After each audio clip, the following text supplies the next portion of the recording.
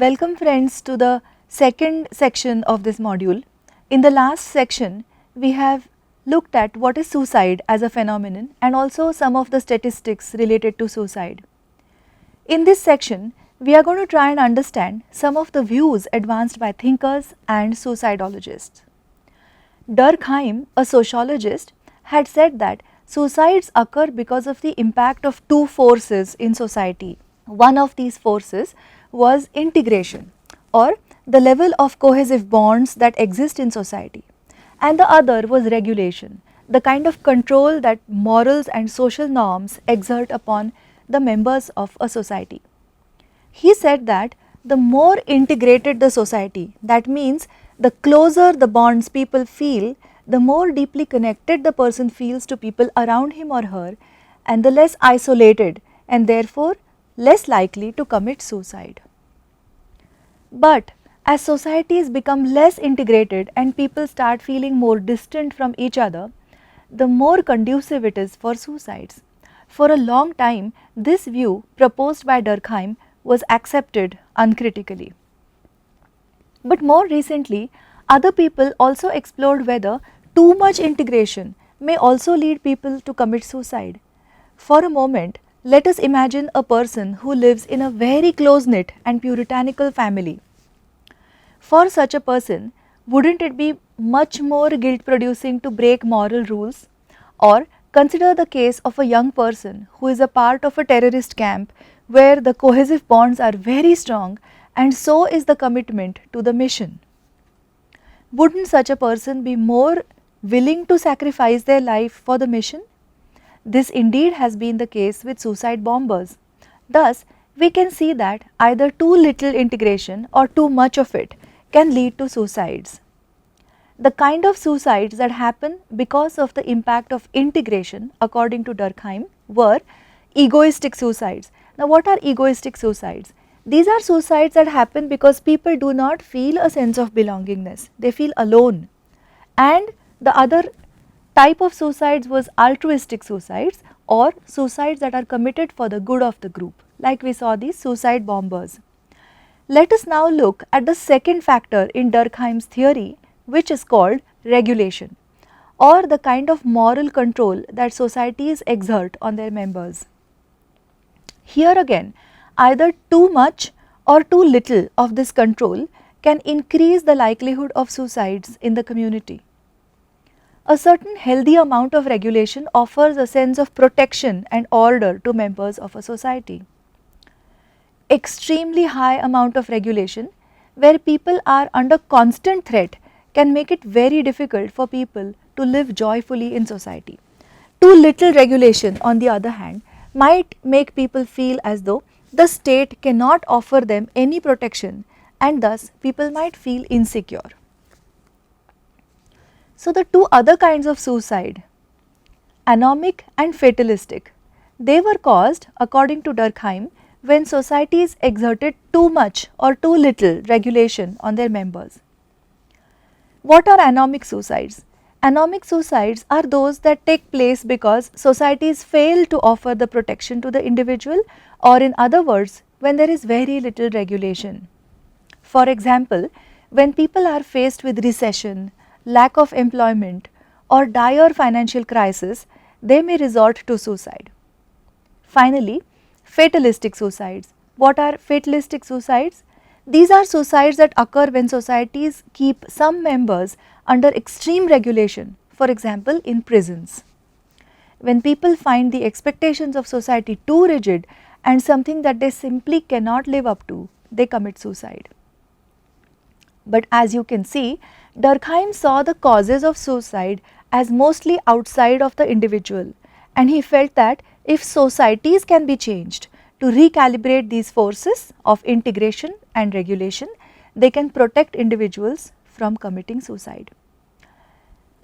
Let us now examine some different views of another leading suicidologist, Schneidman. Schneidman has written extensively about the phenomenon of psych ache. He says that pain, by the very nature of how pain is, makes a person want to do something to make it go away. According to him, there are several needs of a person, such as the need for affiliation, the need for shame avoidance, and the need for order and understanding. When these needs are thwarted, psych ache or deep anguish begins to form in the person. Consider the hypothetical case of a child whose parents may have been separated when they were young and that they have been severely mistreated by a step parent.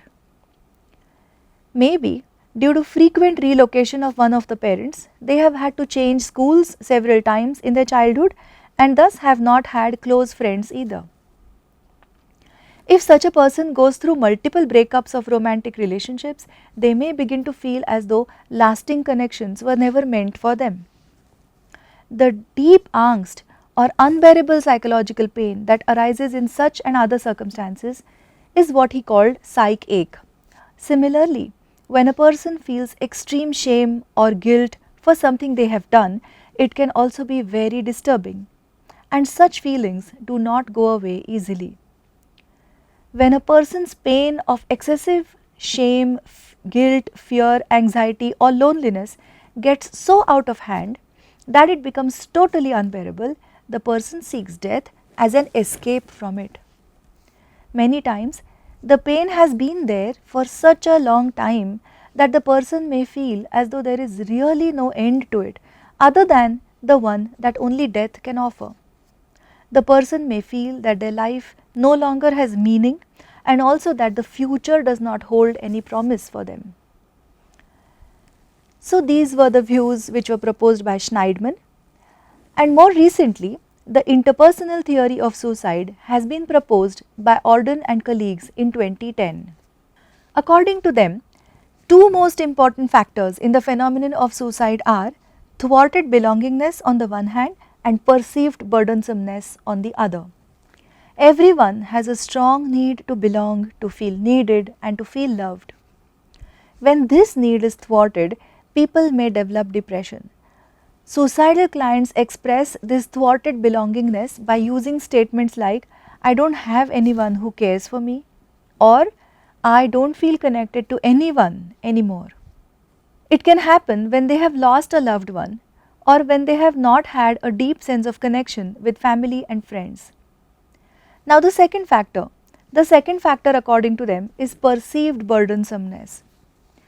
People can feel as though they are a burden on their family for a variety of reasons. Being unemployed, having a serious physical illness can be conditions that make a person feel as though they are a burden on others. Many cancer patients have committed suicide when they felt that they had become a serious burden to their family. Likewise, people with conditions like AIDS or people who are aging feel that their death would save the family of a lot of misery. Suicidal clients express perceived burdensomeness with statements like, "I think the world would be better off without me," or "I hate myself," or "I am useless."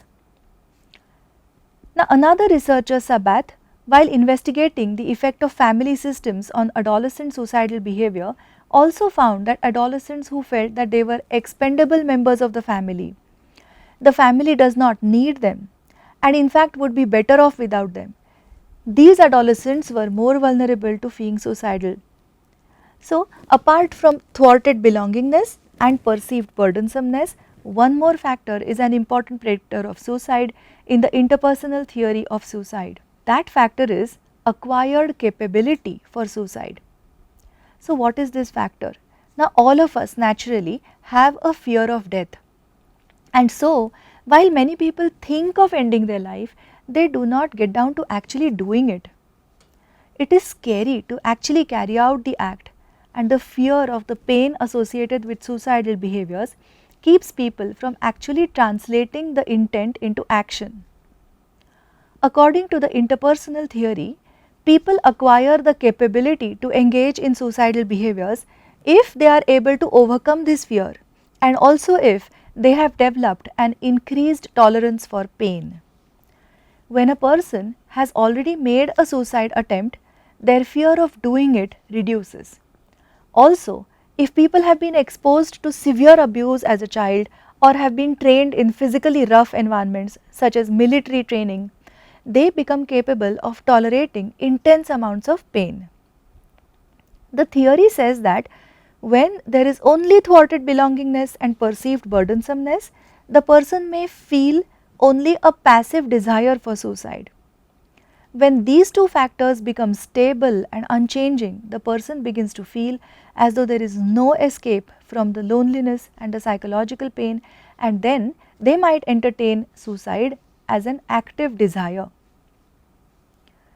When such active desire for suicide is accompanied by a lowered fear of death, it may translate into a serious suicidal intent. And finally, when all these factors, thwarted belongingness, perceived burdensomeness, lowered fear of death and greatly increased tolerance for pain exist together, it can be a breeding ground for serious self-injurious behavior. Unfortunately, this deeply distressed state of mind makes them cognitively constricted. That means that their capacity to consider more helpful alternatives is greatly diminished. In this disturbed state, ending their life seems like the only choice left for them. The task for suicide prevention counselors is thus to help the client come to a state of mind that is sufficiently calm to be able to consider other alternatives than to kill oneself. So, with this overview, we come to the end of part 1. In this module, we saw some of the historical and the more modern theories about suicide, and in the next 2 modules, we will try to understand how to carry out suicide risk assessment and how to offer support to suicidal clients. Thank you.